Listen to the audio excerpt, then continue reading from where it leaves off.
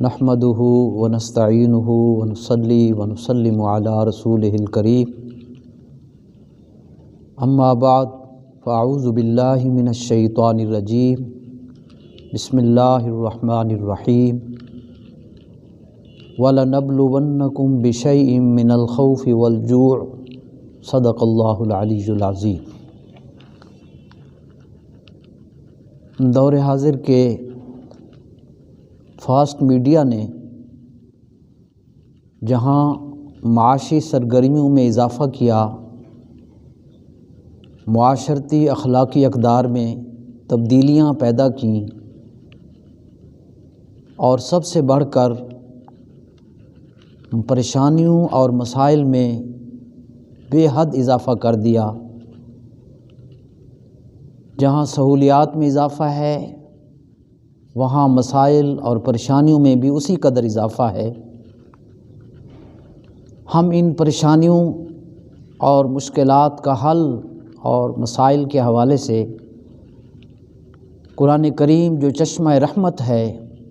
چشمہ آب حیات ہے، اس کی طرف متوجہ ہوتے ہیں اور دیکھتے ہیں کہ مشکلات کیوں آتی ہیں۔ ہم لوگ اکثر و بیشتر پریشانیوں اور مشکلات کا سبب بندوں کو سمجھتے ہیں اور ان پر اپنے غصے اور غم کا اظہار کرتے رہتے ہیں۔ فلاں افسر نے میرا کام خراب کر دیا، فلاں نے سفارش نہ کی، فلاں نے مجھے یوں کر دیا۔ اس طرح ہم صبح سے شام تک بلکہ زندگی بھر لوگوں پر غصے کی حالت میں رہ کر اور ناراضگی کا اظہار کرتے ہوئے ان مسائل میں گھومتے رہتے ہیں، جبکہ قرآن کریم اللہ پاک کی عظیم الشان کتاب ہے۔ مالک نے یہ مسئلہ پوری امت کا حل کر دیا۔ ارشاد باری تعالی ہے، ما اصاب من مصیبت الا باذن اللہ۔ جو بھی تکلیف آتی ہے، جو بھی پریشانی آتی ہے، وہ اللہ کی اجازت اور اس کے حکم سے آتی ہے۔ یعنی بندے اور لوگ یہ ظاہری صورت بنتے ہیں، دراصل اس پریشانی اور اس مشکل کا جو اصل سبب ہے وہ مالک کی ذات ہے اور اس کا حکم ہے۔ اسی وجہ سے محبوب صلی اللہ علیہ وسلم نے فرما دیا، لو ان الامت، پوری امت بھی اگر اکٹھی ہو جائے، وَإِنِ اجْتَمَعُوا عَلَىٰ أَن يَضُرُّوكَ بِشَيْءٍ لَمْ يَضُرُّوكَ بِشَيْءٍ إِلَّا قَدْ كَتَبَ اللَّهُ عَلَيْكَ۔ دکھ تکلیفیں پریشانیوں کے حوالے سے محبوب نے اتنی بڑی بات ہمیں فرما دی کہ اگر ساری امت اکٹھی ہو جائے اور وہ تمہیں دکھ دینے کی کوشش کرے کہ ہم نے اس کو نقصان پہنچا کے رہنا ہے، محبوب علیہ السلام نے فرمایا، لم یضروک بشیء الا قد کتب اللہ علیک، وہ اتنا ہی نقصان پہنچا سکیں گے جتنا اللہ تعالیٰ نے تیرے لیے لکھ دیا۔ ایک تو یہ وجہ تھی۔ دوسری چیز اس حوالے سے ہمیں قرآن کریم بہت وضاحت کے ساتھ فرماتا ہے، جس کا مقصد یہ ہے کہ یہ دنیا مومن کے لیے ایک امتحان ہے، ایک آزمائش ہے، جس کا تذکرہ سورہ بقرہ میں یوں فرمایا، وَلَنَبْلُوَنَّكُمْ بِشَيْءٍ مِّنَ الْخَوْفِ وَالْجُوعِ وَنَقْصٍ مِّنَ الْأَمْوَالِ وَالْأَنفُسِ وَالثَّمَرَاتِ وَبَشِّرِ الصَّابِرِينَ۔ ایمان والوں کو خطاب کیا یہاں، اس سے قبل یا ایھا الذین آمنوا کے الفاظ ہیں کہ اے ایمان والو، ہم تمہارا امتحان لیں گے، تمہاری آزمائش کریں گے کسی بھی چیز سے۔ وہ 5 چیزوں کا آگے تذکرہ فرما دیا، خوف سے، بھوک سے، ونقص من الاموال، مالوں کی کمی سے، والانفس، جانوں کی کمی سے، والثمرات، اور پھلوں اور اناج کی کمی سے تمہارا امتحان لیں گے۔ ان 5 چیزوں سے جو گزر گیا، پھر محبوب کی زبان سے فرمایا، وبشر الصابرین، اے محبوب ان صبر کرنے والوں کو خوشخبری سنا دیں۔ تو اس حوالے سے یہ دنیا ہر مسلمان کے لیے، ہر مومن کے لیے امتحان ہی امتحان ہے۔ محبوب صلی اللہ علیہ وسلم کے فرمان اور آیات مبارکہ کی روشنی میں ہم دوسرے حوالے سے دیکھتے ہیں، جس طرح اس دنیا کا ایک نظام ہے، قانون ہے کہ جب بھی کوئی اعزاز کسی بھی فرد کو یہ گورنمنٹ دیتی ہے تو اسے پرکھتی ہے، اس کا ٹیسٹ لیتی ہے۔ مثلاً ہم سب جانتے ہیں کہ امتحانات ہیں، CSS کی تیاری ہے، پھر اس کا امتحان ہے، پھر اس میں سلیکشن ہے، پھر انٹرویو ہے، پھر پوسٹنگ ہے، پھر خدمات ہیں، اور پھر ان ذمہ داریوں کے بعد یہ گورنمنٹ، یہ حکومت مراعات کا سلسلہ شروع کرتی ہے، جو ہم سب جانتے ہیں۔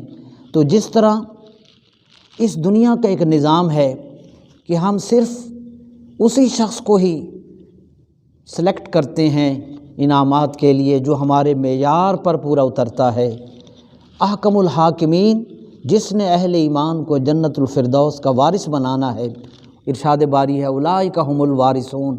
یہی اہل ایمان جنت الفردوس کے وارث بنیں گے۔ تو رب العالمین احکم الحاکمین بھی اسی طرح اس دنیا میں امتحان لے کر آزماتا ہے کہ کون اس مقام پر فٹ آتا ہے، کون جنت الفردوس کے وارث بننے کا اہل ہے۔ اس لحاظ سے ہمیں دنیا کی مسائل اور مشکلات کو اس سنس سے جب ہم لیں گے تو ہمارے لیے یہ مشکلات آسان ہو جائیں گی۔ پھر اللہ رب العالمین نے ہمیں حکم دیا، ہم ہر نماز میں دعا مانگتے ہیں صراط الذین انعمت علیہم، مالک ہمیں ان لوگوں کے راستے پر چلا جن پر تیرا انعام ہوا۔ تو اللہ رب العالمین کی طرف سے انبیاء کرام انعام یافتہ جماعت میں سب سے پہلی صف پر ہیں، پہلے نمبر پر ہیں، کیونکہ وہ اعلیٰ درجہ کے لوگ ہیں، اور جتنے وہ اعلیٰ درجہ کے ہیں ان کے امتحانات بھی اتنے اعلیٰ ہیں، جتنا ان کو اللہ کا قرب حاصل ہے ان کا امتحان اس زندگی میں اتنا ہی بڑا لیا گیا اور اس پر ثابت قدم رہے۔ مثلا قرآن کریم کا جب ہم مطالعہ کرتے ہیں تو اس میں ہم دیکھتے ہیں کہ حضرت ابراہیم علیہ السلام ان کا امتحان، حضرت اسماعیل علیہ السلام کو دیکھتے ہیں، حضرت ایوب علیہ السلام کو دیکھتے ہیں، حضرت یوسف علیہ السلام کو دیکھتے ہیں، حضرت یعقوب علیہ السلام کو دیکھتے ہیں، حضرت یونس علیہ السلام فَالْتَقَمَهُ الْحُوتُ وَهُوَ مُلِيمٌ، قرآن شریف فرماتا ہے کہ وہ مچھلی کے پیٹ میں چلے گئے اور وہاں پھر فنادا فی الظلمات، پھر ان اندھیروں میں، رات کا اندھیرا، پانی کا اندھیرا،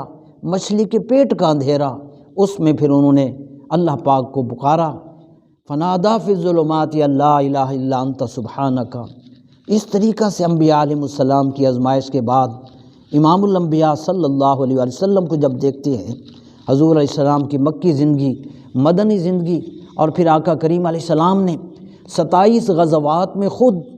قیادت کی صحابہ کرام کی، اور آخری غزوہ تبوک کو دیکھیں، کہاں مدینہ منورہ اور کہاں ملک شام، اور غزوہ تبوک کے لیے آپ تشریف لے گئے، اکیلے نہیں گئے، 30,000 صحابہ کرام کو ہمراہ لے گئے۔ یہی امتحان تھا، یہی آزمائش تھی۔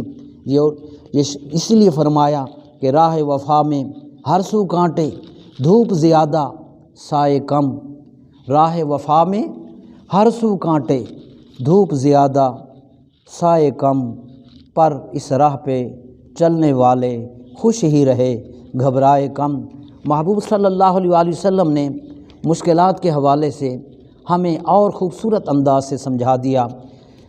محبوب علیہ السلام نے ارشاد فرمایا، ترمذی شریف میں یہ ہے، لا یزال البلاء بالمؤمن او المؤمنۃ فی نفسہ ومالہ وولدہ، ہمیشہ مصیبتیں اور پریشانیاں ایک مسلمان کے ساتھ ساتھ چلتی ہیں، خواہ وہ مسلمان مرد ہو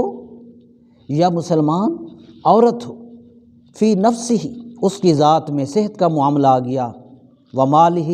یا مالی معاملات میں پریشانی آ گئی، وولدہ، یا اولاد کے معاملے سے پریشانی آئی، تو فرمایا یہ سلسلہ چلتا رہتا ہے، لا یزال، کبھی ختم نہیں ہوتا۔ یہ ہمیشہ اس امتحان کا سلسلہ ہر مسلمان مرد اور ہر مسلمان عورت کے جان میں،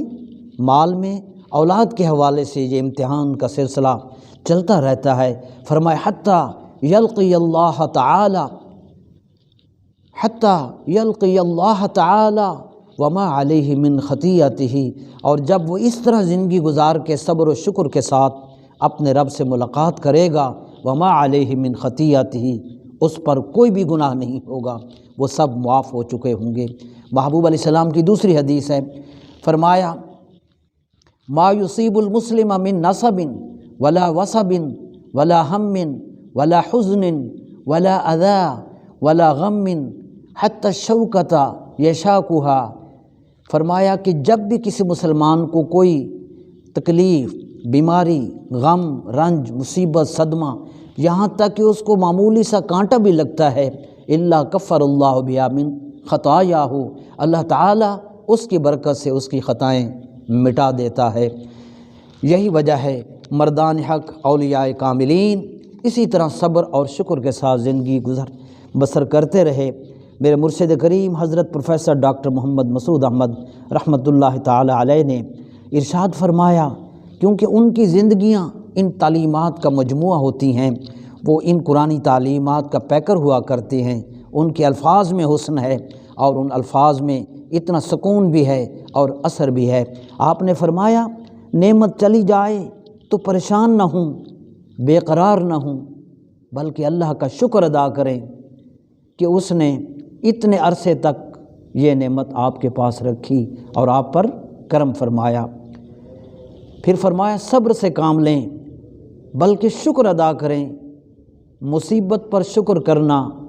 خالص شکر ہے، اور مصیبت کو جفا نہ سمجھیں، کیونکہ آزمائش کے بغیر محبت کا اندازہ نہیں ہوتا۔ پھر وجہ بتائی کہ اللہ تعالیٰ تکلیفیں اس لیے بھیجتا ہے، اپنے محبوب بندوں کو آزماتا ہے اور ان کی محبتوں کو اور مضبوط کرتا ہے، اور آزمائش کے بعد پھر عطا کا دروازہ کھولتا ہے اور خوب نوازتا ہے۔ قوت عشق سے ہر پست کو بالا کر دے، دہر میں اس میں محمد سے اجالا کر دے۔ اللہ تعالی ہمیں دین کا فہم عطا فرمائے اور ہمیں عمل کی توفیق عطا فرمائے۔ وآخر دعوانا ان الحمد للہ رب العالمین۔